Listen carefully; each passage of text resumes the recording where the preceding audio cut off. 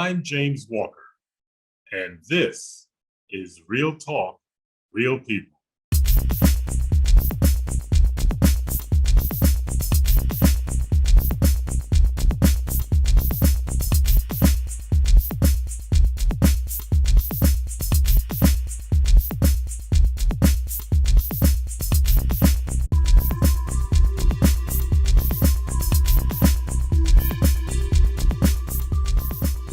Hello, everyone. Thank you so much for joining us again this week. I'm really excited about the two guys that we have as my guests this week. You're talking about two guys with not only some great ideas, but the will to make those ideas a reality. About a little more than 10 years ago, they were teaching a class at a local university. They decided to ask their students, what if they could, what would their perfect world look like? And they were shocked by some of the answers that they received back. Many of these young people were making decisions based on what they learned in the media or what they found online or through Twitter or Instagram from what we now are calling influencers. And of course, they were making bad decisions based on that.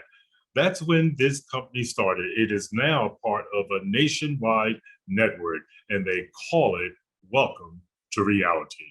Let's get them on the show and hear what they have to say. Hello, everyone. My name is Marcus Stallworth, co-owner of Welcome to Reality, LLC, and co-owner of Reality Based Services, Incorporated. And Anthony? Hello, everyone. My name is Anthony Gay. I'm also a co-owner of Welcome to Reality, LLC, and also one of the co-founders of Reality Based Services. Okay, and you guys are located in Waterbury, am I correct? Are you based in Waterbury? Yes. Okay, and what is Welcome to Reality? I love the name, Welcome to Reality, because I think so many of us seem like we're in a comic book here lately and there's no reality. So exactly what is Welcome to Reality? Look, you got it, Marcus.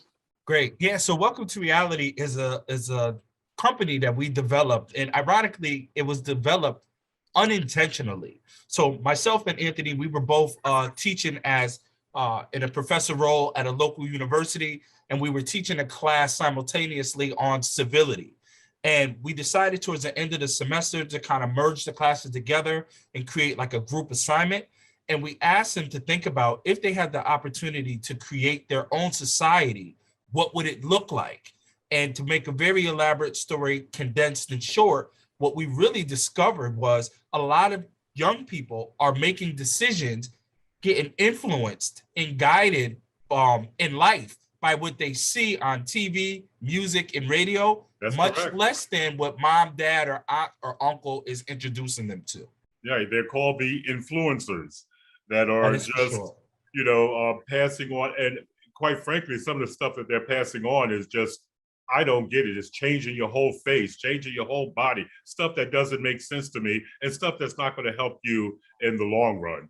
But you do have some I went to your website. First of all, I love your website. It's very inviting. It's very eye-catching.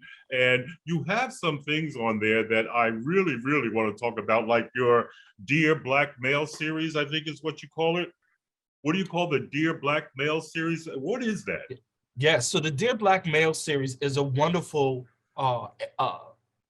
learning opportunity that, once again, being connected to the field gave us opportunities to make contributions. I would love to ask Anthony to kind of pull in and speak a little more about that, but it's also part of our training institute. So initially, we started just doing work solely on social media and media literacy. And as you saw on the website, it has expanded in great ways. Yes, so why don't you talk about that, Anthony? Sure. So as Marcus stated, we've expanded over the last 10 to 12 years from that initial inception of the company. And we went from social media, and we're both have a background in the field of social work, right? So we're in the human services sort of profession. And along the way, various entities reached out to us based on some of our other work and asked us to create other learning opportunities for their organizations or universities. So what we ended up doing is we did some work around racial justice, fatherhood, obviously social media. And there was this theme that was happening even a little bit prior to George Floyd. There was a shift where people started talking about diversity, equity, and inclusion. Right. So what we decided to do was create a training around issues that Black men in America face. And we came up with Dear Black Male, and it's broken down into 5 different sections. And I'll say this really briefly. When we initially started the Dear Black Male concept, it was going to be a 2-hour training. We did a focus group. We brought in about 30 to 40 people, and by a person, everyone said, this 2 hours is not enough. This topic is too broad. You need to expand it. So we broke it down into 5 separate categories. So the categories are as follows. 1, we talk about systemic racism and oppression. From 1619, when the first 20 enslaved people were brought to the colonies in Virginia. The second portion of it, we talk about mass incarceration. I'm sorry, the media's portrayal of the Black male. And we sort of couple that with mass incarceration, because we know that the portrayal of the Black man in media is not always favorable. And sometimes we're depicted in ways that make us seem threatening. And Absolutely. Us being viewed as a threat could lead to some of the incarcerations and killings of men of color that we see. So we focus on that. And the after effects of that for Black men can generate issues around mental health. So the 4th component is strictly about mental health. And then we tie it all in together in our last session and focus on how the systemic racism that we've previously dealt with in the past and present day, how the media portrayal of Black men, how the mass incarceration, and how the mental health that Black men face and are facing this day impacts the family. So the last portion is just Dear Black Male, the family. And when we say family, we use family interchangeable with the word community. So it's broken down into those 5 sections of our overall presentation. And Marcus could speak about this, but we've done this locally, throughout the state and nationally. So we've been doing it for nonprofits, churches, universities, youth programs. We've been doing it nonstop for almost a year and a half now. And it's been widely revered in many ways. You know, I'm listening to you, and there is nothing that you have said that I have not written about, particularly the media and its portrayal of Black men, right down to the myth that all Black men are absent fathers. You know, I don't think people understand exactly the weight that is on our shoulders, because unlike white men, we pay a price for everything that other Black men do. If Black men are out there shooting, then we are looked at as the shooters. So we pay a really horrible price. I love the Black Man series and what you just talked about, because I think it is so important. And I also like what you talked about when you talked about civility, which I think is really, really missing a lot in our community, as well as pride.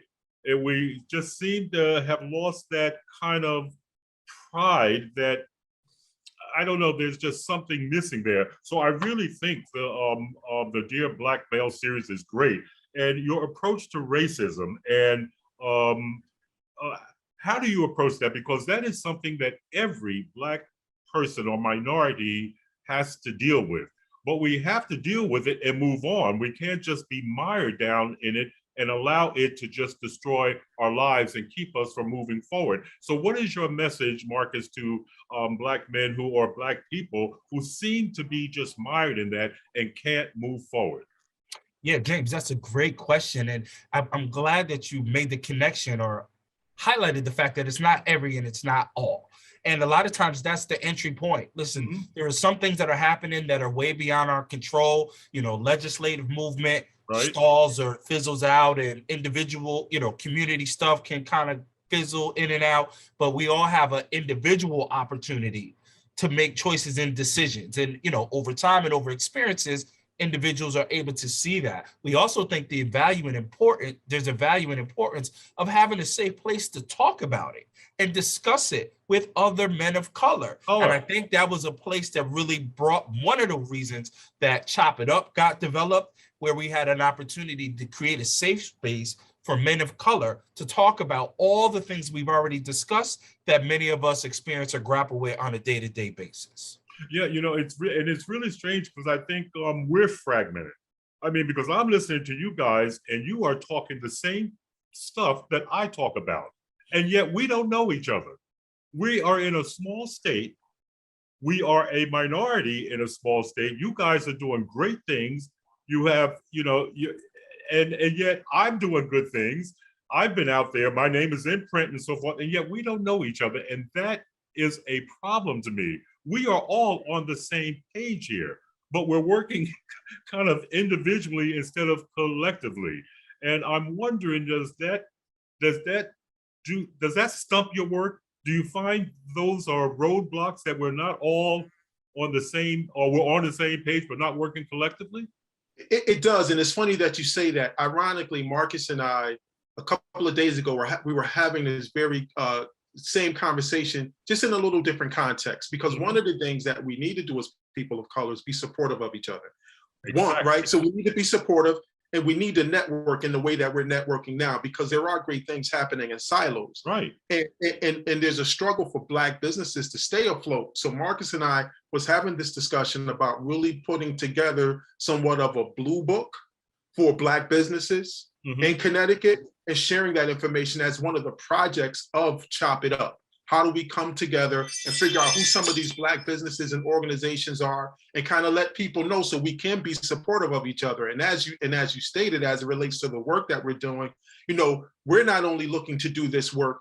So a part of Chop It Up, what we've done is we've collected a group of positive, strong Black men who want to see communities get better. But we didn't just stop in the borders of Connecticut. We reached out to Black men across the country who actually participate, so we can create networks. We've had brothers from Connecticut go down and connect with brothers in Georgia. Our brothers from Connecticut go down and connect with brothers in Jersey and say, hey, this is where you stay. This is where you need to avoid. This is where the Black businesses are. This is where you can go to support. So we're trying to build that network, and that's a part of what Chop It Up is. It didn't start out that way, as Marcus stated. It started out as us coming together, having an opportunity to share some of our frustrations and trying to come up with some ideas on how to deal with it. Not necessarily solve it, but deal with it. But deal with it.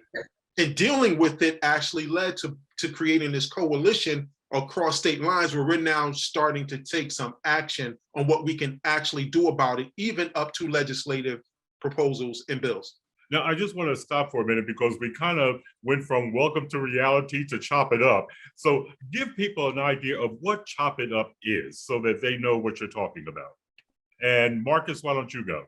Yeah, sure. So Chop It Up is a group of individuals. Again, when we're in this work and in this world, we could do things, right? We could talk about it, we can complain about it, or we can make an effort to do something about it. And that's what we decided to do. So initially, we just put together a cadre of men of color where we can gather and kind of talk and share about frustrations. And not only that, but also provide ideas, resources, and supports. So we meet every week. On Wednesday evenings, starts at 7 o'clock, and we already thought about some of the barriers. So we did it after traditional work hours. There's no fee attached. We don't have to worry about travel and gas and transportation. It's all set up via technology, through a social platform. And we also, through reality-based services, there's no fee attached, and through our company, we absorb that.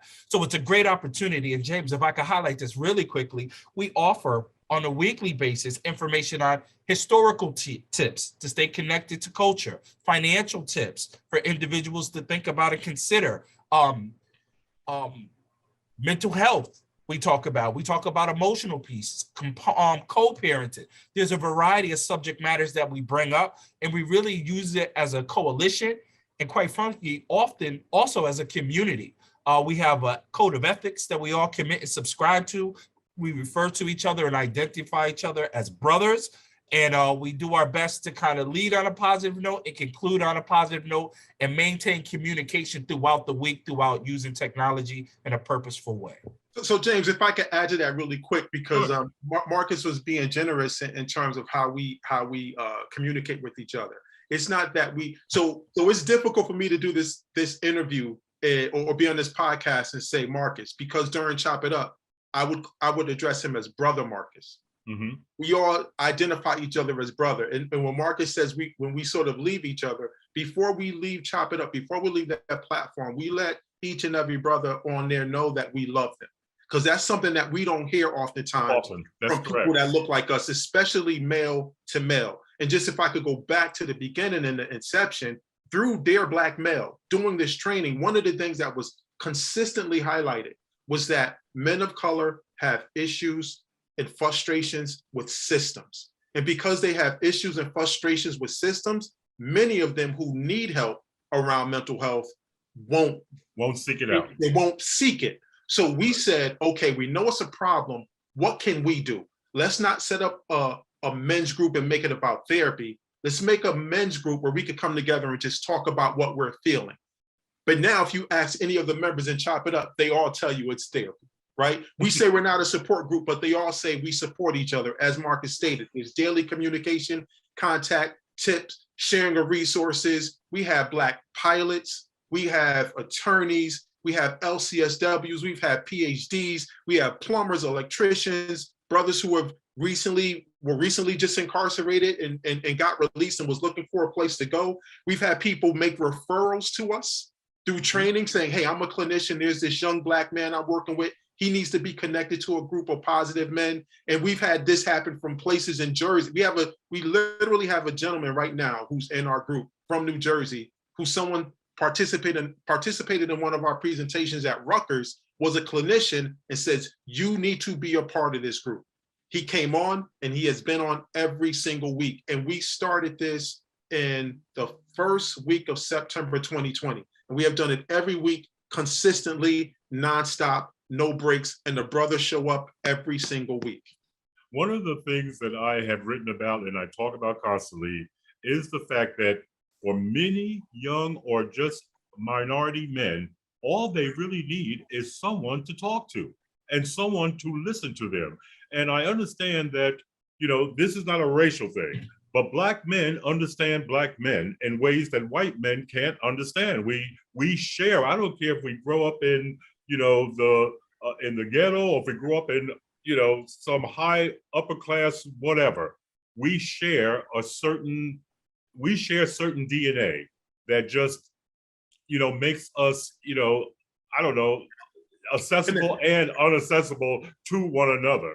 And I think one of the things that we have to do as successful Black men is build trust. So many Black men don't trust another Black man. And I think we all know that as soon as somebody comes up to, hey, brother, the first reaction from you is, oh God, what do you want?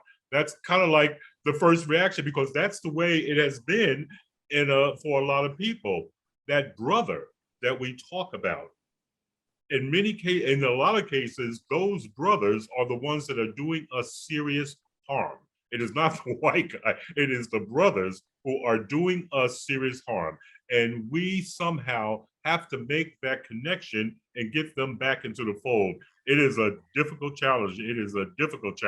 You got something else going on there that I really like. It is called, what is your basic model? What is that? It's called the basic model. So, Yeah, Marcus, so go ahead.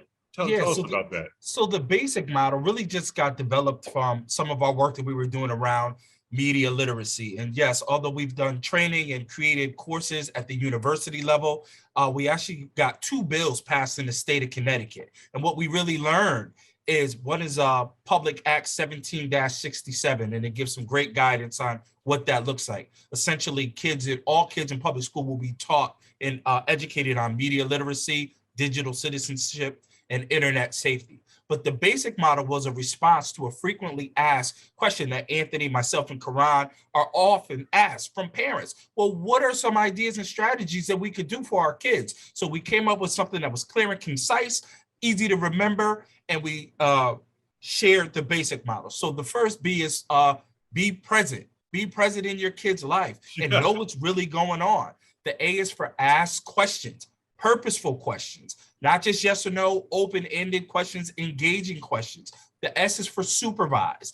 Know what your kids are involved in, and have that presence and that level of hierarchy for safety in your household. The I is for investigate and the C is for contract. So contract is how we could be proactive instead of reactive. And even we put some thought into this, James, on our website in our Parents Corner. You can find all of those resources, those contracts you can download. There's no cost attached to it. And, there's a lot of arguments that people are saying, hey, with all these things happening in the world today, where there are missed opportunities, where there are other signs and indicators or precipitating factors, I wonder if individuals were connected to some of the components of the basic model, being present and asking questions, supervising and contracted, maybe some of these outcomes might have looked a little different. And there's one more thing I want to ask you guys about. You guys had some kind of role, or maybe you guys, I know Marcus, you had some kind of role that you played after Newtown or during the Newtown shootings. Can you talk a little bit about that and what your role was there? I was a city editor at the Hour newspapers the day that happened, and I sat in the newsroom with all this information coming at me. And quite frankly, I just sat there like everybody else in tears that these kids had been murdered like they were. What role did you play there, and how did you help that situation? Yeah, certainly, James. So just notice already my energy is already shifting a little bit as we're starting to think about those minutes and moments in time. But the Connecticut has a emergency mental health response team that gets deployed when there's natural disasters, acts of terrorism, et cetera, et cetera, et cetera. And I was sent out there out into the field to respond to that. And I actually was the leader on the ground for some of those efforts that took place. So we participated in acute and ongoing crisis intervention. Some of my team members supported in the death notification for families. And then myself personally oversaw some of the ongoing work at the high school for parents, teachers, and students. And as you know, in that small community, most of them had close connections and relationships to someone or something that was connected to those moments in December. Yeah, that was a really, really sad situation. One more question, guys. Texas, let's take Texas and the young man who committed these crimes. Can you kind of explain to me why, when a young Black man shoots somebody, he's a thug? But when a white guy or someone else from a different race shoots a mass shooting, there's a mental health issue? Why do you think that we are portrayed that way, as thugs, as opposed to someone who has serious mental health issues, which is something I've written about many times? Do you think we're ever going to get to the point where if a Black guy shoots another Black guy, he is deemed as somebody with mental health issues and not some street thug trying to gain credibility? So I'll respond quickly, then I'll turn it over to Marcus. So it's, for me, it's not a yes or no answer. It's a I hope so. But it's not something that I could see in the moment. And I think the why for me is, I'll give you this quick synopsis. So if you go back to Richard Nixon, and I'm sure you're familiar with this, Richard Nixon and the law and order sort of mantra that motto of being yes, the I law remember it well. president, right? So we all know, it's been documented that Richard Nixon used his fundraising money to show people of color, particularly of Black men, be locked up on TV in orange jumpsuits and handcuffs, right? That's a fact. I'm not exaggerating. No, that's a fact. That's a fact. That's a fact. So when people in power use media to portray people who look like you and I in that way, when I'm a judge, when I'm a police officer, when I'm the mental health evaluator, when I'm the social worker, if I don't have close connections and understand the culture of people of color, then I'm going to go based off what I'm being inundated with. Right. And there's a constant bombardment of negative associations, and there's a lack of positive imagery of Black males on TV. So if I'm the decision maker, I can't see you as a victim in any way, shape, and form. I have to see you as the perpetrator, right? The perpetrator, the criminal, the thug, because that's how we're oftentimes portrayed. That's how we're portrayed in media. So I think the answer to that, and then I'll pass it over to Marcus, is we have to continue to try to educate. And that's why Dear Black Male, that media portrayal of Black male portion, is so important because we spend 2.5 to 3 hours explaining to people from the birth of a nation and how that depicted us on the screen, right? And we all know Woodrow Wilson, that was the first film ever shown at the White House, right? They showed that film at the White House. Yeah, Mr. Griffith. Right, and if you look from Griffith, right. Right, W.D. Griffith, right. So if you go from that to the same imagery that we see today, and I'll say this lastly, there was a recent study that was done, and they did a study of the Black Ink Crew, which I've never seen this show, but it's a show, it's an hour-long show. That show with commercials probably runs 33 minutes, right? They did a research study to see how many violent or aggressive acts occurred during that show, and they said it's an average of 97. So in 32 minutes, there's 97 violent verbal or physical aggressive acts by people of color. So if you're seeing that in 30 minutes, then couple that by a 24-hour cycle of news and social media, and then what would you think of a person of color? So that would be my response to that. I don't know if Marcus, if there's anything you would add. Nah, Anthony, not much at all. I think you eloquently kind of give us a great overview of how that weaves together. The only thing I would ask for consideration is think about how that also impacts young males. Yes. Who are seeing that as their minds are still developing and they're trying to find themselves an identity in the sense of belonging. Yeah, and as a member of the media, I can tell you, you're absolutely correct in the way the media portrays young Black males, or any Black male for that matter. And it is really difficult for people of color in the media to reverse that, because there's not enough of us, quite frankly, there's not enough of us. And it really is a problem when every publication, every TV station, every opinion writer, for the most part, are all white, trying to explain the Black experience, which they cannot explain at all, which is why organizations such as Welcome to Reality is so important, are so important to the Black community. So guys, let me ask you, is there anything that you wish to tell people that I have not asked you about? Is there any message you want to get out there? So I'll go really quick. So just to speak to your point, and this is not a carry on or carry over, we are currently in the process of trying to develop a junior journalism program. And we're trying to recruit minority youth to understand and get in the field of journalism for the very reason you said. Yes. So we're doing this through our nonprofit branch, which is reality-based services. And we have a youth program that we're developing now. We're going to be looking for people to support us, because you're right. I think the statistics say that 90% of editors in all news are particularly white people, right? And that's what Pew Research says. Yeah. So our thing is, we could complain about it, or we could try to do something to change it. And that's one of our efforts to change it, is to try to help young people understand journalism and become the creators of their narrative, and not let somebody else be the author of their narrative. You've been listening to Real Talk, Real People. If you would like to be on the show, if you have an idea for the show, give us a call at 203-605-1859, or drop us an email at realtalkrealpeoplect@gmail.com. You folks have a good week, and we'll talk again next week.